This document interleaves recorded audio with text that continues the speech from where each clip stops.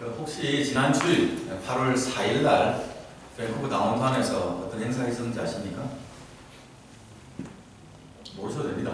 네. 동성애자들 그 행사가 있었습니다. 2019 프라이드 퍼레이드가 있었죠. 한국에서도 그런 그 행사가 계속 있습니다. 세계적인 행사되고 밴쿠버 행사는 세계적으로 유명한 대표적인 동성애자들 행사가 되었습니다. 한 두어 달 전입니다. 제 친구가 이제 고등학교 때 친구인데요.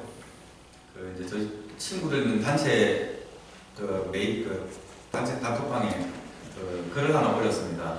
얘들아, 이 목사님의 설교를 듣고 이 설교가 대체 뭐가 문제인지 나에게 좀 알려줘. 나는 이게 무슨 문제인지 도무지 모르겠는데 하면서 글을 하나 올렸습니다. 분당에 있는 어느 교회에서 부목사님께서 예배 시간에 설교를 했는데, 설교를 하시면서 이제 성도의 삶에 대한 주제를 갖고 설교를 했는데, 설교를 하다가 이 동성애에 대한 부분을 언급을 했더랍니다. 그래서 지금 한국에도 보면 서울역 광장에서 매년 동성애 집회를 합니다, 그죠? 여기보다는 규모가 작지만 어쨌든 한국 관습에서 굉장히 받아들이기 힘든 그런 집회를 하고 있습니다. 그래서 많은 기독교인 단체들이 그때 그 기간에 맞은편에서 동성애 반대 집회를 해왔었습니다. 그래서 십자가 들고 나가가지고요, 찬송 부르고 기도하고, 할 수 있는 것을 아마 다 해왔던 것으로 제가 알고 있습니다. 근데 이 목사님께서 이날 설교를 하시면서, 여러분, 동성애는 분명히 성경에서 금지하는 것입니다, 옳지 않은 것입니다 라고 전제를 하고 난 다음에, 근데 여러분 그거 알고 계십니까? 성경이 동성애에 대해서 금하는 것보다 탐심에 대해서 금지하는 횟수가 훨씬 더 많습니다. 한 10배 정도 됩니다 라고 이야기를 했습니다. 그러면서 여러분들은 이 동성애 하면 너무나 놀라서 반대해서 나가가지고 집회를 해야 될 만큼 이렇게 경각심을 가지고 살아가시는데, 혹시 여러분들은 성경이 그보다 더 많이 강조하고 있는 탐심에 대해서 여러분은 얼마나 조심하고 살아가십니까? 라고 말을 한 겁니다. 거기까지는 괜찮았습니다. 그래서 이제 그 다음에 이제 이분이 말씀을 하시면서, 사실 동성애 문제는 이미 끝난 문제입니다. 대세가 넘어갔습니다. 더 이상 막지 못합니다 라고 얘기를 하면서, 우리가 나가서 저렇게 십자가 들고 찬송 부르고 하면 그럼 결국 꼰대 소리 듣습니다 라고까지 말을 하고 말았습니다. 한 이 두 가지 표현이 동성애 반대 집회를 하는 분들이나 아니면 심지어 그 자리에 계셨던 분들 가운데서도 몇몇 분들에게 굉장히 불편함을 드렸던 것 같습니다. 그래가지고 그 목사님을 면직시키라, 목사가 되지 못하게 목사 자격을 박탈하라는 요구가 전국의 교회에서 목사님들에게 그쪽 교회 담임 목사님에게 요구가 들어왔더랍니다. 교회 내부적으로는 그 목사님이, 이제 그 부목사님이 자기가 좀 설교를 가볍게 조심성 없이 해서 교회에 무리를 일으켰기 때문에 교계에 무리를 일으켰죠. 그래서 근신하면서 1년간 강단에서 설교를 하지 않겠다고 스스로 자숙하는 시간을 갖겠다고 했고, 그 담임 목사님께서도 전체적으로 한국 사회, 한국 교회에 좀 이슈가 돼서 죄송하다면서 사과를 했습니다만은, 그 교회 홈페이지에 가가지고 뭐 댓글 달고 뭐 빨갱이니 그 다음에 무슨 좌파니 아주 난리도 아니었더랍니다. 그 사건을 바라보시면서 목사님들끼리도 해석이 다를 겁니다. 지금 제가 이해하는 것과 다른 해석을 하실 수가 있습니다. 그게 틀렸다 맞았다의 문제가 아니고, 근데 그것을 굉장히 심각하게 받아들였던 것은 사실입니다. 지금은 아마 내부적으로 조금 정리가 된 것으로 알고 있습니다. 그래서 그 담임 목사님께서 대응을 참 잘하셨습니다. 절대 감정적으로 대응하지 말고 우리가 기도하면서 우리가 우리 자신을 돌아봅시다라고 말씀하셔서 교인들을 잘 다독이면서 제가 봤었습니다. 근데 이제 우리가 밴쿠버 살지 않습니까? 캐나다는 동성애가 합법화되어 있습니다. 동성애는 죄가 아니죠. 범죄 행위가 아닙니다. 이곳에서는. 그렇죠. 그렇기 때문에 저로서는 그 설교를 제가 2번을 들어봤는데 그렇게 크게 문제가 되지 않지 않는가. 워낙 제가 강단에서 설교를 워낙에 정갈한 언어와 제가 침착하게 설교를 하다 보니 그 정도의 표현이 문제가 되나 하는, 저는 조금 약간 좀 그런 생각을 했었습니다. 다시 말씀드립니다. 여기 계신 목사님이나 성도님들이 그 설교를 듣고 저와 다르게 생각하실 수가 있습니다. 근데 그러실 수 있을 것 같아요. 근데 저는 들으면서 비교적 한국 교회가 한국 사회로부터 어떻게 평가를 받고 있는지, 그리고 성도들이 신앙적으로 어떻게 이 문제를 대처해야 되는지 비교적 그 목사님이 균형 있게 잘 설교를 했다라고 저는 그렇게 이해를 했었습니다. 성경은 분명하게 동성애가 하나님의 창조 질서를 거슬리는 하나님 나라에 가지 못할 죄악이라고 성경은 우리에게 말을 합니다. 아까 말씀드린 것처럼 동성애가 캐나다에서 합법화되었기 때문에 그것이 범죄 행위는 아니지만, 뉴스 여러분들 잘 들으셔야 돼요. That's not illegal. That's not biblical. 그것이 성경적이지 않습니다. 이 말은 교회가 동성애자를 차별하고 억압해야 된다는 얘기를 하는 게 아닙니다. 그렇게 하면 안 됩니다. 인간으로 존중을 해야 됩니다. 그러나 동성행위가 왜 잘못인지에 대해서 하나님의 말씀을 믿는 성도들은 그것이 왜 잘못인지 분별할 수 있어야 되고 그것을 프랙티스하지 말아야 한다는 얘기입니다.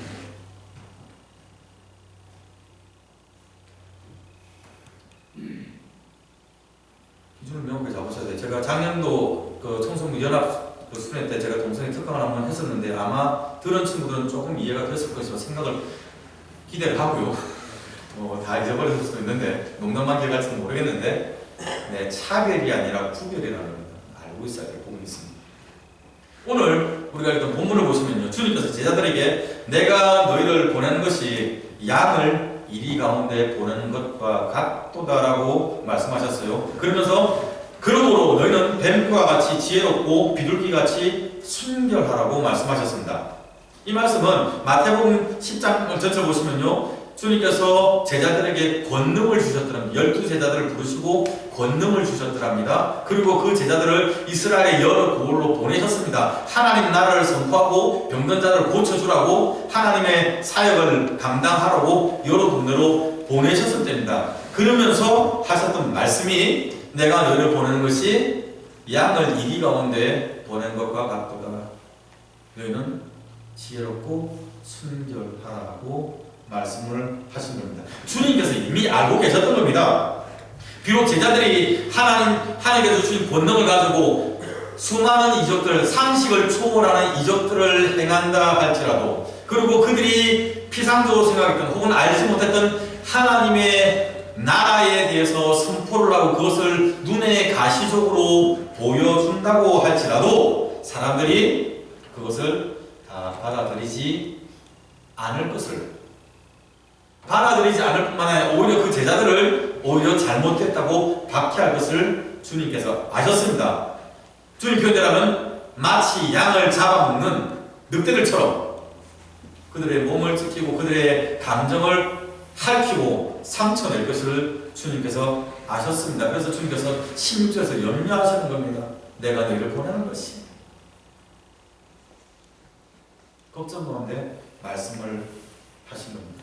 우리가 복음 전할 때요, 제자들이 복음 전했을 때 그랬던 것처럼 우리를 향한 박해가 신분과 지위와 환경을 초월해서 다양한 형태로 예상하지 못한 사람들로부터 박해가 올 수가 있습니다. 총독들과 임금들 앞으로 끌고 가내죠. 그러니까 정치 지도자들이나 아니면 사회 시스템을 가지고 기독교 복음을 전하지 못하게 하는 상황이 될 것입니다. 오늘날 더 이상 우리가 퍼블릭에서 우리의 종교를 공공연하게 전하는 것이 관습적으로 혹은 법적으로 허용되지 않는 밴쿠버에서 우리는 살아가고 있지 않습니까? 그럴 수 있어요. 종교 지도자, 총독이 아니면 임금들이 우리를 할 수 있습니다. 형제나 부모, 자녀들이 예수 이름 전하는 것에 대해서 반대하며 박해를 할 것이라고 주님께서 말씀하셨습니다. 그보다 더 나아가서 종교 지도자들, 우리가 같은 믿음을 가진 신앙의 공동체에 있는 사람들, 한 믿음을 가졌다고 생각했던 그 사람들이, 종교 지도자들이 네가 잘못됐다고 우리의 신앙을 낙인 찍고 우리를 박해할 수 있습니다. 공회에 끌려서 믿음의 공동체 내에서 익스펠되는 겁니다. 추방되고 박해를 받는 일도 생길 수가 있습니다. 여러분 생각해보세요. 정말 비참하고 속상한 상황 아닙니까? 세상 모든 사람들이 다 우리를 외면하고 손가락질해도 가족은 그러면 안 되잖아요. 배우자인데, 사랑을 나눈 아내인데, 남편인데, 우리 사랑의 결정선 난 아이들인데, 나에게 생명 주신 부모님인데, 그분들이 너 예수 믿기 때문에 나 너 안 봐 하면서 우리를 박해할 수 있다는 얘기입니다. 속상하죠? 가슴 아픈 건 아닙니까? 한 믿음 가지고 같은 신앙생활 하는데, 같이 찬양하고 같이 눈물 흘리고 같이 기도했는데 그들이 우리를 정죄한답니다. 채찍질 한대요. 육신에 피해를 줄 수 있고요. 말로 싸늘한 눈빛으로 거친 행동으로 우리의 몸을 상처내고 찢어낼 수 있다는 얘기입니다. 언제요? 우리가 복음 전할 때. 우리가 예수 이름 붙들고 나아갈 때 그런 박해를 우리가 받을 수가 있다는 얘기입니다. 그런 상황을 주님께서 이미 아셨기 때문에 제자들에게 말씀하신 겁니다. 너희는 뱀같이 지혜롭고 비둘기같이 순결하다.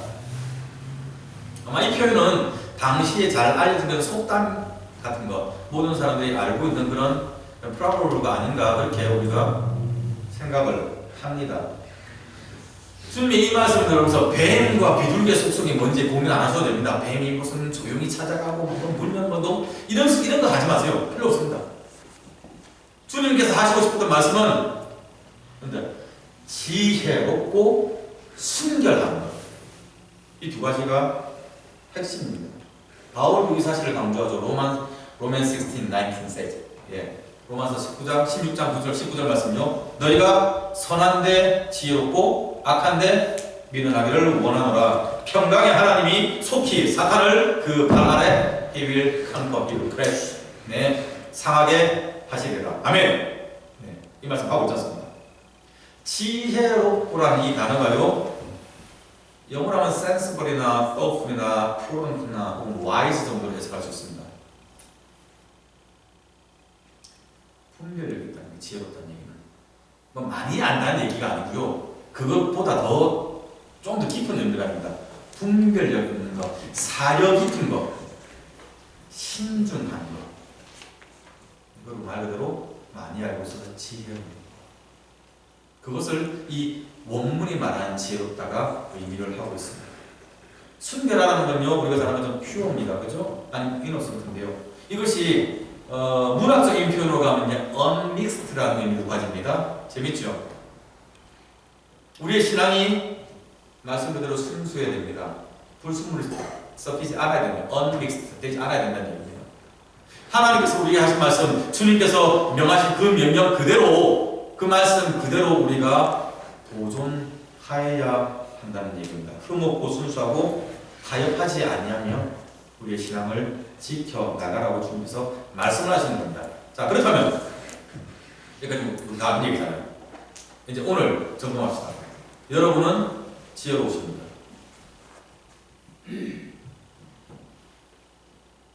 여러분은 지혜롭게 행동해 오셨습니까?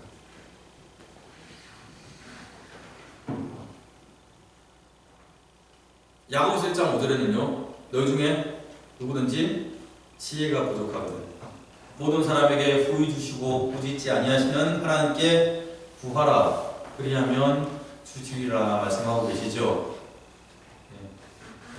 이 야고보서에서 말하는 이 지혜는 사실은 그 본문을 보면 그 앞에 믿음과 인내와 뭐 이런 얘기 하거든요. 환란에 대해서 시련에 대해서. 그러니까 성도가 신앙생활 하다가 환란과 시련을 겪을 때 어떻게 대처해야 되는지에 관한 지혜를 그 본문에서는 사실은 말을 하고 있습니다.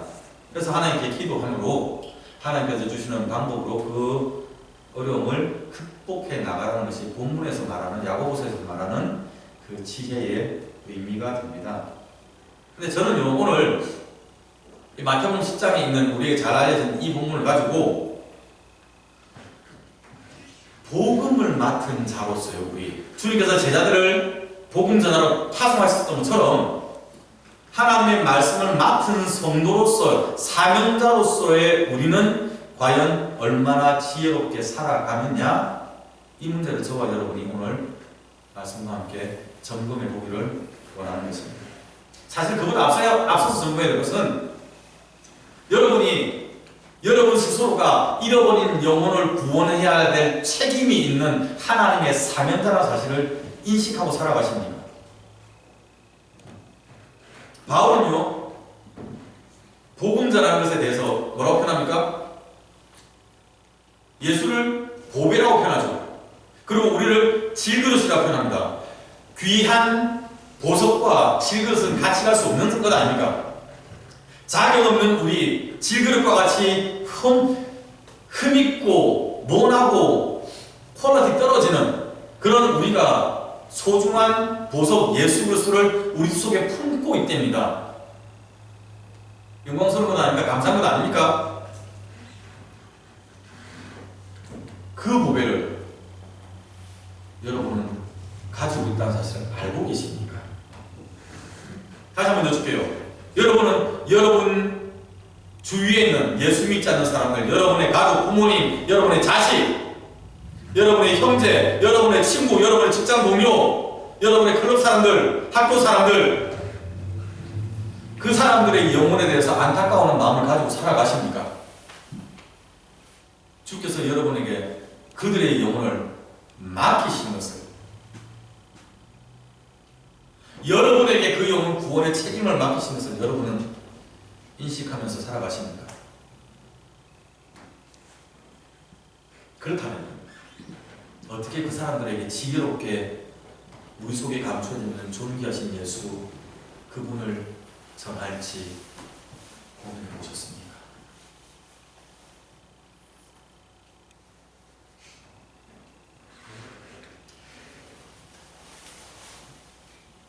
고민하셔야 됩니다. 랄프 마틴이라고 하는 신약 신학자가 있습니다. 이분이 WC 주석 쓰셨는데요.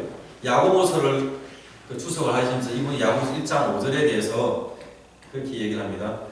유대인들의 심상에, 유대인들의 마음속에, 그들의 관습적으로 그들이 알고 있는 생각하는 심상에 그 지혜라는 것은 삶 속에서의 실제적인 의로움을 의미한다.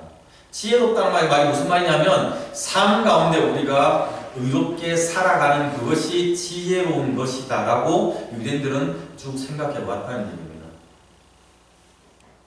굉장히 재밌는 표현이죠. 굉장히 그리고 정확한 해석이라고 생각합니다. 만약에 우리가 삶 가운데 공의로움이 드러나왔다면 우리의 말과 우리의 가르침이 훨씬 권위가 있었을 겁니다. 복음 전하는데 훨씬 더 효과적이었을 겁니다. 주님께서 그 말씀하신 거잖아요. 열매로 그들을 알리라. 성경 많이 하는 것, 말 잘하는 것, 그것 말고 그 사람들의 말과 그 사람들의 행동, 그 사람들이 걸어왔던 믿음의 발자취의 열매가 무엇인지 그것으로 그 사람들을 판단할 것이라고 주님께서 하셨던 말씀하고 똑같은 얘기잖아요. 제가 조금 전에 설교하면서 본문의 배경 설명할 때 본문의 배경이 예수님께서 12제자를 부르시고 그들에게 권세 주시고 파송하시면서 하셨던 말씀을 말씀드렸죠. 그런데 재밌는 것은요, 재밌기도 하고 약간 좀 난처하기도 하죠. 마태복음 24장이나 마가복음 13장, 누가복음 21장에 복음 전할 때 성도들이 받을 박해에 대한 이야기가 똑같이 나옵니다. 그런데 다른 부분들은 그 사건들이 그 박해에 대한 이야기가 제자 파송과 연결된 게 아니고요, 예루살렘 성전과 연결되었습니다. 몇 년 전에 제가 마태복음 강의했고 아마 오 목사님도 대전교회에서 마태복음 강의하신 거 제가 알고 있는데요, 아마 다뤘을 겁니다. 24장에서 제자들이 예수님에게 물었습니다. 주님 이 성전을 보십니까? 이 성전은 어떻습니까? 나가보면 그러죠. 이 성전이 어떠한지요? 헤롯이 다시 지은 성전이었습니다. 재건축한 겁니다. 우리 지금 등 가고 카페 가니까 좋지 않습니까? 무너졌던 예루살렘 성전을 여러 해 많은 돈을 들여서 싹 붙여놨습니다. 아주 좋았던 것 같아요. 그러니까 제자들이 물어봅니다. 주님 성전 죽이지 않습니까? 이런 표현 안 되는데요. 성전 멋있지 않습니까? 주님께서 그 말씀을 듣고 말씀하셨습니다. 너희가 이 큰 건물을 보느냐? 예, 분명히 그 예루살렘 성전이 크고 화려하고 웅장했던 겁니다. 그러나 돌 하나도 돌 위에 남지 아니하고 다 무너뜨려지리라 라고 말씀을 하시면서 그 다음에 어떠한 환난과 재난이 올지 박해가 올지를 말씀하셨습니다. 근데 그 박해 내용이 오늘 본문의 내용과 똑같습니다. 당혹스럽죠.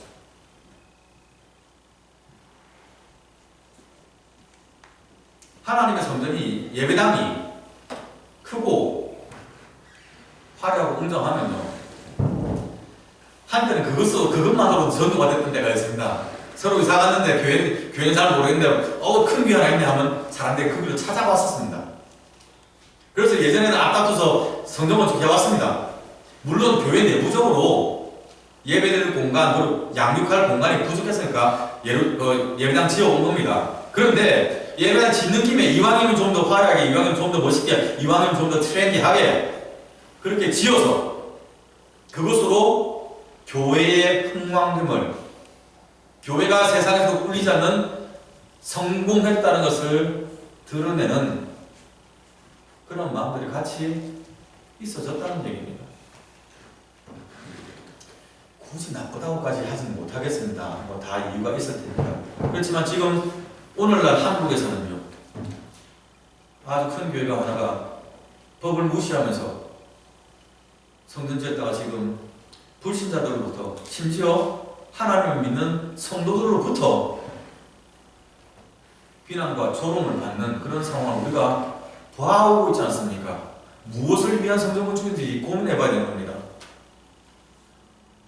예배들 하나님, 존귀하신 하나님께 예배하고 복음을 전해야 될 교회가 불법을 행했기 때문에 사람들이 교회 싫다는 겁니다. 떠나가는 겁니다.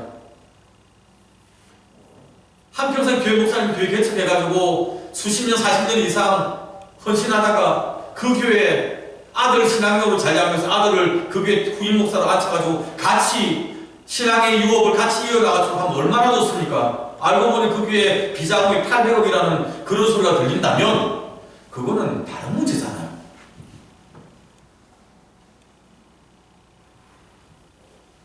젊은이들에게 인기 있는 유명한 강사 목사, 스타 목사가 돼가지고 설교하면 교인들이 수없이 몰려들고 글 한 번 썼다면, 책 한 번 썼다면 그냥 다 팔려나고 매진되고 또 찍고 있는 그 유명한 목사가 여성도들에게 나쁜 짓 했다면서요. 그게 방송에 다 나와가지고 기독교는 목사가 분명히 10계명에도 하지마 그만 것, 그리고 원래도 하나님을 믿지 않아야 될, 하지 말아야 될 짓 했다는 것을 다 드러났는데 교회에서 정별금 정말 두둑히 받아서 다른 데 가서 개척해서 다시 목회하고 있지 않습니까? 하나님 은혜랍니다. 그러고 괜찮답니다. 우리 교회는 은혜로 없답니다. 여러분 24장에서 제자들의 모습과 똑같지 않습니까? 주님 이 성전은 어떤데요? 정말 좋지 않아요? 자기들끼리만 만족하는 거잖아요. 지만 좋다는 거잖아요. 주님께서 돌 하나도 돌 위에 남지 않아요.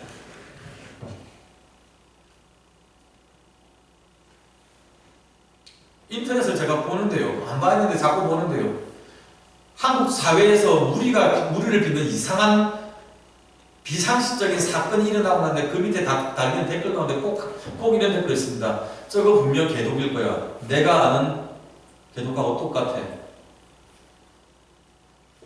그런 거 안 보셨습니까? 가슴 철렁 내려앉아. 예수 믿는 사람들이 세상 사람들에게 나쁜 짓의 대명사가 된 겁니다.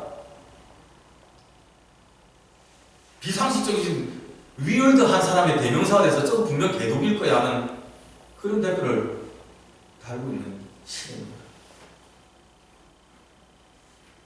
이런 시대에 교회가 우르르 나가가지고 반대 집회를 하면 효과적일까요? 제가 옳다 그러다는 말을 하는 게 아니고요. 목적은 합니다. 우리가 진리를 파서 지키는 것이고 순결하게 살아가는 것이고 복음을 전하겠다는 목적은 동일합니다. 그런데 이것이 효과적일까요? 이것이 지혜로운 것일까요? 제가 만약에 여기 하나님 영상교회 담임 목사라는 타이틀 패찰 붙이고 하나님 앞에 나가거나 아니면 밴쿠버 다운타운 나와서 십자가 들고 예수 천당 불신주고 외치면요, 내가 잘못했어 하고 돌아오는 사람도 있을 수 있습니다만은 아마 저한테 와서 너희 목사들은 왜 그래? 너희 기독교인들은 왜 그래? 라고 묻는 사람이 어쩌면 더 많지 않을까요? 저는 사실 그런 두려움이 있습니다. 우리가 이런 시대에 살아가잖아요.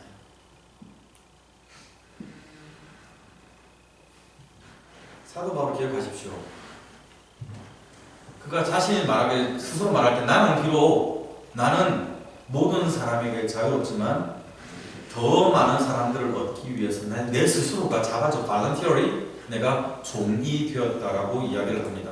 유대인들에게 유대인에게, 약한 사람에게 약한 사람에게, 율법 있는 사람 율법 있는 사람에게, 율법 없는 사람은 율법 없는 사람에게, 모든 사람들에게 모든 사람의 모습으로 그가 다가섰던 것은 성경 표현 재밌습니다. 아무쪼록 어찌해서든지 뭐라고 어찌해서든지 내가 그들을 건져내기 위함이라. 바울이 얼마나 처절하게 복음 전하기 위해서 고민하고 행동했는지 여러분 느껴지십니까? 다시 한번 여쭙게요. 여러분 지혜롭습니까? 여러분들은 신앙의 관습이라는 이름으로 무덤덤하게 받아들여왔던 불법과 편법과 잘못된 행동에 대해서 그것은 옳지 않다라고 말하면서 신앙의 정도를 순수한 하나님의 말씀을 지켜보고 있습니까? 여러분에게 손해가 있다 하여도 말씀 지키기 위해서 그 손해를 감수하고 있습니까? 고민해 보셔야 돼요. 복음을 전하는 방법은 사람마다 다를 겁니다. 잘못됐다는 얘기 아닙니다. 아시겠어요? 노방전도도 가능하고 고구마 전도도 가능하고요. 다양한 방법이 있습니다. 옛날 전도할 때는 그 퀘스천 마크 2개 달고 다녔잖아요. 사람마다 다를 수 있습니다. 여러분 스스로가 지켜야 되는 영적인 순결함의 기준도 어쩌면 다를지도 모르겠습니다. 물론 목사로서 저는 순결함의 기준은 성경에서 명확하게 제시하고 있다고 생각을 하지만 여러분 믿음의 수준이 다르기 때문에 나는 이 정도만 해도 나는 순수하다 생각할 수 있겠죠.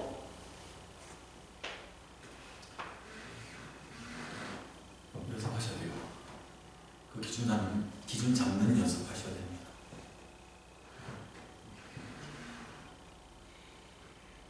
고민하셔야 돼요, 여러분. 밴쿠버 프라이드 프레이드 날짜 모르셔도 돼요. 상관없어요. 그러나 여러분이 그들에게 어떻게 복음을 전할지는 고민하셔야 돼요. 그 방법을, 그 지혜는 갖고 계셔야 돼요, 여러분. 세상 사람들이 동성애하고 불법 제도는 괜찮습니다. 괜찮다는 편 아니죠. 그거 그럴 수 있습니다. 동성애 여러분 어두운 일 아닙니다. 바울 당시도 있었죠. 여러분 잘 아는 소크라테스, 플라톤 다 동성애 했습니다. 그 당시 문화가 그랬습니다. 그게 지혜를 나눠주는 방법인 줄 알았습니다. 무식한 것들이. 그때만 그랬습니까? 아브라함도 동성애 했지 않습니까? 소돔 고모라. 지금 유난 안 떨어도 이미 하나님 믿지 않는 사람들은, 창조주 있어 모르는 사람들은 그냥 그게 좋은 줄 알고 그냥 살아갑니다. 근데 신자는요, 말씀이 무서운 줄 아니까 그 말씀 지키기 위한 몸부림 비싸야 될 거 아닙니까? 말씀의 순수함 지키기 위한 몸부림 비싸야 될 것 아닙니까? 그 생명의 주님 전거하기 위한 방법들에 대해서 우리가 고민해야 될 것 아닙니까? 그것까지 없다면 여러분과 불신자와 무엇이 다를까요? 신앙 순결 지키기 위해서 신앙의 본질 지켜가면서 존귀하신 증거할 수 있는 방법들을 찾아가는 믿음의 여정을 걸어가는 저와 여러분이 되기를 소원합니다. 기도합시다. 주님 감사합니다. 저희에게 권세 주시고 하나님 나라를